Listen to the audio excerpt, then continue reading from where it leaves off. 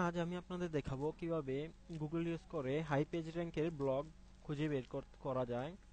উম, এর জন্য প্রথমে আমরা একটি প্লাগইন ইনস্টল করব। প্লাগইনটির নাম এসইউ কোয়াক। চলুন প্রথমে প্লাগইনটি ইনস্টল করে নেওয়া যাক। আপনি এখানে অ্যাড-অনে ক্লিক করবেন। অ্যাড-অনে ক্লিক করার পরে এখানে এখানে গেট অ্যাড-অনসে যাবেন। যাওয়ার পর এখানে আপনি সার্চ অল অ্যাড-অনসে আপনি এসইউ কোয়াক লিখে সার্চ করুন, SEOQUAKE। তারপরে এন্টার দিন। দেওয়ার পর এখানে এই যে এই এসইউ প্লাগইনটি আমরা ইনস্টল করব, SU quack SU extension. Click install. কিছুক্ষণের মধ্যে হয়ে যাবে, হয়ে গেছে, এখন ইনস্টল হয়ে গেছে। নাও রিস্টার্ট ইউর ব্রাউজার। এখন ব্রাউজারটি রিস্টার্ট করুন।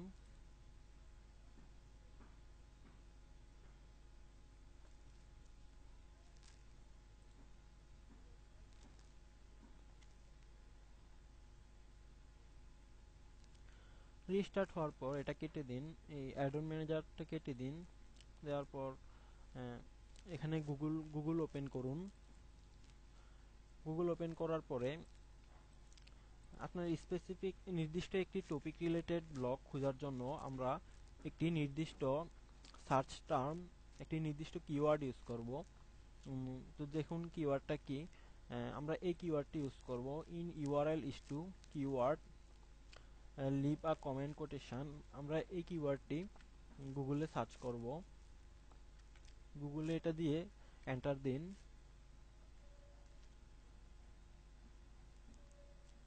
এখানে দেখুন সার্চ রেজাল্ট এসেছে, সাথে আমাদের এসইউ কোয়াক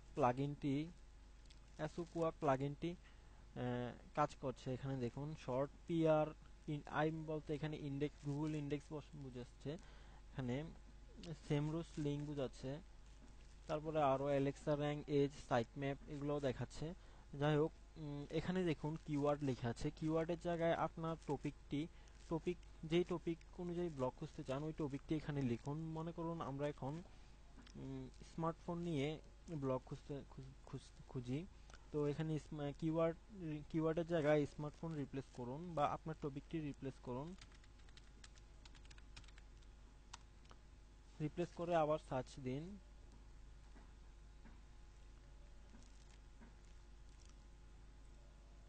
এই যে দেখুন এখানে লেখা আছে স্মার্টফোন ইন ইউআরএল বলতে এখানে ইউআরএল ওয়েবসাইট, এখানে যে ইউআরএল এই ইউআরএলটি বোঝাচ্ছে।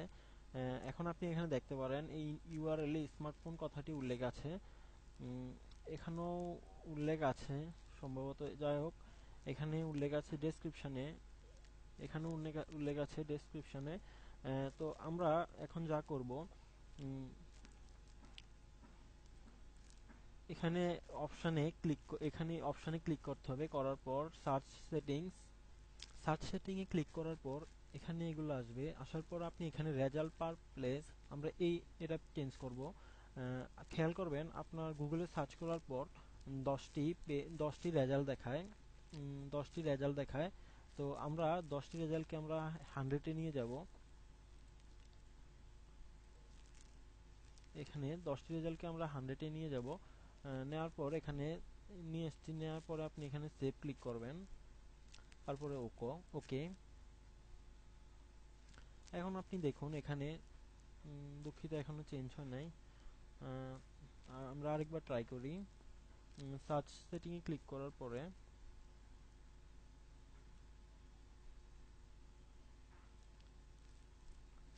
এখানে নেভার শো ইনস্ট্যান্ট রেজাল্টটি আপনাকে সিলেক্ট করতে হবে। রেজাল্ট পার পেজে আপনি 10 থেকে 100-তে নেওয়ার জন্য আমরা এটাকে এখন 100-এ নিয়ে যাই। এখন আমরা 100-এ নিয়ে এসেছি। এখন থেকে সার্চ রেজাল্টে 100টি রেজাল্ট দেখাবে।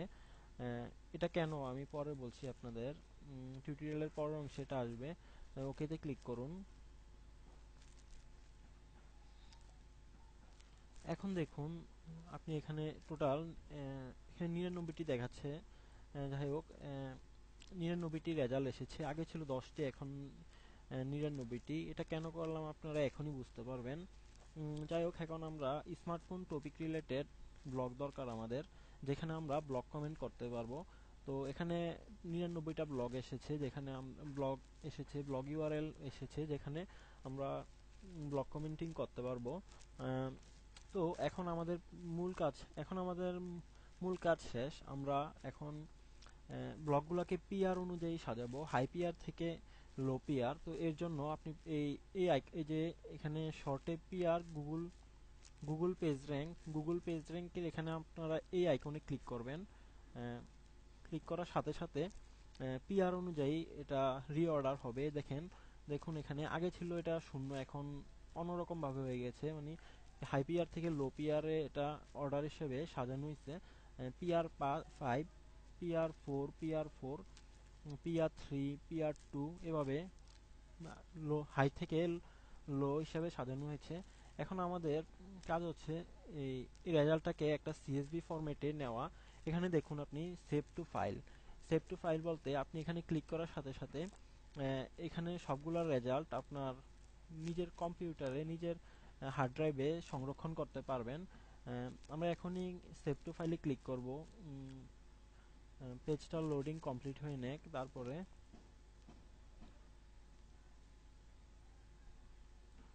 এখন আমরা সবগুলো সার্চ রেজাল্টকে আমরা আমাদের হার্ড ডিস্কে সংরক্ষণ করব সিএসভি ফাইল হিসেবে। কিভাবে করতে হবে আমি আপনাদের টোটাল প্রসিডিউরটা দেখাচ্ছি। আপনারা প্রথমে এখানে সেভ টু ফাইলে ক্লিক করুন। তারপরে এখানে লিখে আসছে not all the data are loaded. যাই হোক, আপনি এখানে ওকেতে ক্লিক করবেন। ওকেতে ক্লিক করে আপনি যেখানে ফাইলটি সেভ করতে চান ওটা সিলেক্ট করুন। আমি ডেস্কটপে সেভ করলাম। সেভ, তারপরে সেভে ক্লিক করুন। আমরা অলমোস্ট ডান। এখন এখানে দেখুন আমার ডেস্কটপে ফাইলটি সেভ হয়েছে। এগুলা দেখতে কেমন যেন মনে হচ্ছে, সবগুলা মানে হিজিবিজি হয়ে আছে। এখন আমরা সবগুলাকে সাজাবো। এটা খুব কষ্টকর কাজ না, 1 মিনিটের কাজ। তো আসুন দেখি কিভাবে এগুলাকে খুব সুন্দরভাবে অর্ডারভাবে সাজানো যায়। আপনি তারপরে দেখবেন, সাজানোর পরে দেখবেন ব্লকগুলা হাই পিআর থেকে লো পিআর অর্ডারে সাজানো আছে। জাস্ট রাইট ক্লিক করুন, ওপেন উইথ নোটপ্যাড। তারপরে আপনি এডিটে গিয়ে রিপ্লেসে ক্লিক করুন। ফাইন্ড হোয়াটে আপনি সেমিকোলন দিন, আর রিপ্লেসে কমা দিন। দেওয়ার পরে রিপ্লেস অলে ক্লিক করুন। এখন অটোমেটিক কমা রিপ্লেস হবে।